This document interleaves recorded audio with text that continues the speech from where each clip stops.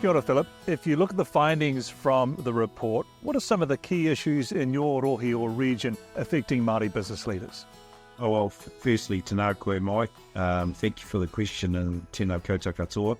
Namihi mahana kia koutou. Yeah, look, some really valuable insights that have come through again this year, and not surprising, a number of them are related to economic conditions that we find ourselves in.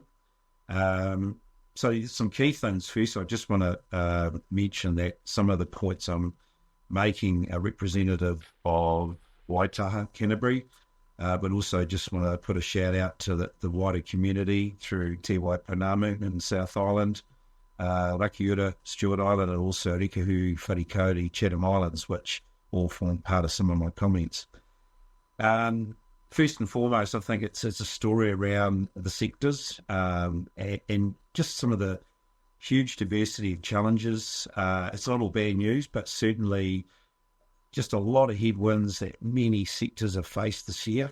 And some that I've noted overnight were particularly around construction, also retail, food and beverage, forestry, fishing, and also, interestingly, honey, which has really faced a lot of headwinds in terms of a lot of Māori businesses that work and function and play in the food and beverage space have really found it really challenging because of export-led challenges, also cross-border transactions, those sort of things, just really have been a challenge.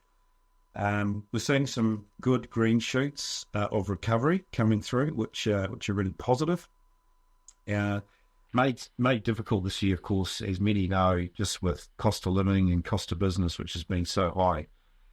Also, I think something that's really positive is lowering interest rates. We've all needed that break, and I'm getting a lot of good feedback from businesses and Māori businesses that I'm dealing with saying, good timing, we needed that break, and we look forward to an inevitable OCR announcement, hopefully downwards again in November of this year. These are all really important factors that all feed into really a rebound that we need in a lot of sectors that we're dealing with Māori business. Now, I think probably the other key two items I wanted to cover are working capital and cash flow. These have been really challenged, so working with our banks and funders has been more critical than ever. Those relationships just cannot be underestimated. And particularly with Māori business, where sometimes it can be difficult just to get those connections going with our funders in a meaningful way. That's something I'll cover in the next part in terms of things that can aid and abet a better way forward for Māori business. But perhaps the last thing I just want to mention is not to forget people and purpose.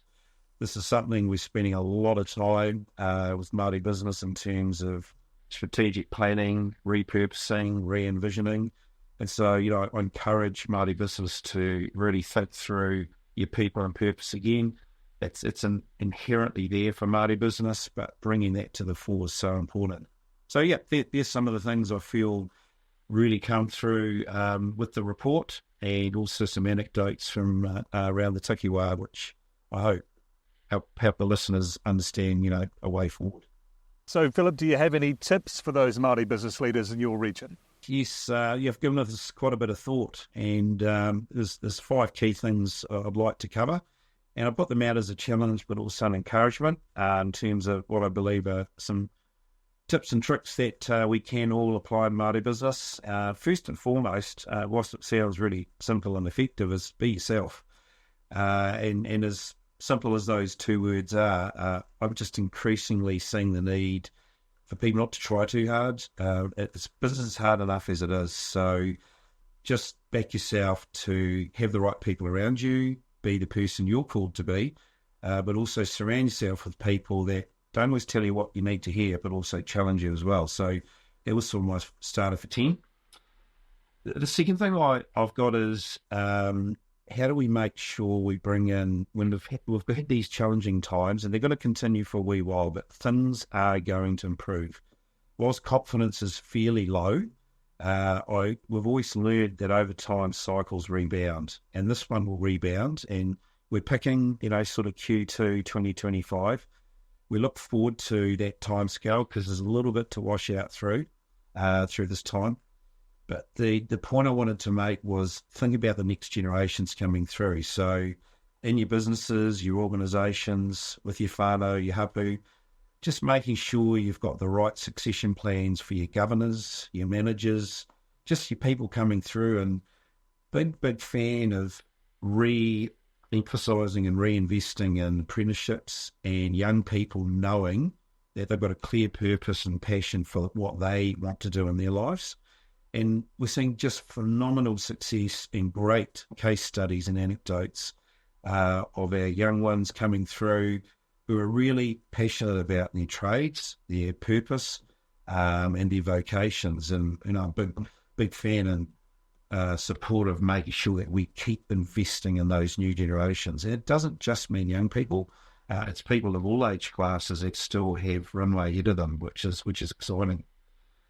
A third thing, which is not a new topic, but it's really come back in full force, and that's, I'll call it the financial literacy piece. It's an area that has been underinvested in Māoridom for a long time, and we're starting to see a real evolution again and a refreshing of people's enthusiasm to see things like financial understanding, reading basic balance sheets, profit and loss accounts and cash flows, and demystifying a lot of the terminologies and the noise that goes with what's often quite a fearful place for boards and staff and those in Māori business. So, yeah, I'll really put a shout out for this area and encourage you to seek some help, get people to support you in a meaningful way.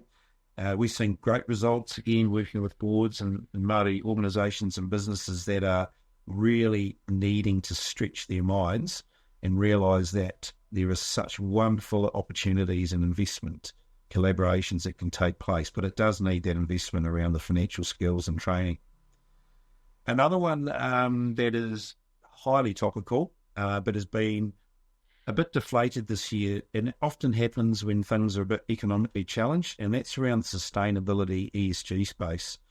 It's something we're talking a lot in business, and I do want to just mention, within Māoridom, this is not new territory. It's been around for a long, long time.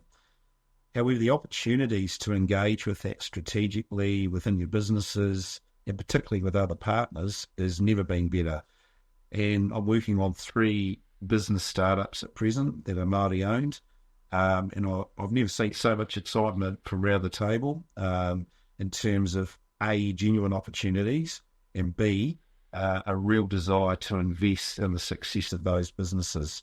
It requires leadership, it requires the finances, the capital, debt funding in many cases. But banks are prepared to invest, and we need to think about the broader market environment within which we operate. So a bit of a shout out for the ESG sustainability space. And last but not least, the good old collaboration word, but not collaboration for the sake of it, but genuine connectivity and engagement with the right market players in your sector. This is, I believe, absolutely a strategic pillar that we need to move forward with. It's just some of the examples that we're seeing at present, where 2 or 3 people work together, almost in a co-opetition type environment. But in many cases, what we're realising is grow the pie, grow the opportunity, and everybody gets to share on the upside. So my challenge to everybody is to think about where those connections are. It does work on a high trust model, but it's also really exciting, maybe.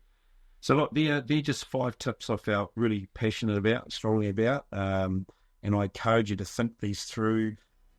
Think about a plan of action you can put around these things, and you'll be very surprised at what you can achieve as a team. So, yeah, hope that helps, and it's been a pleasure to provide a bit of insight to the listeners. Kia ora. Tēnā koe, Philip.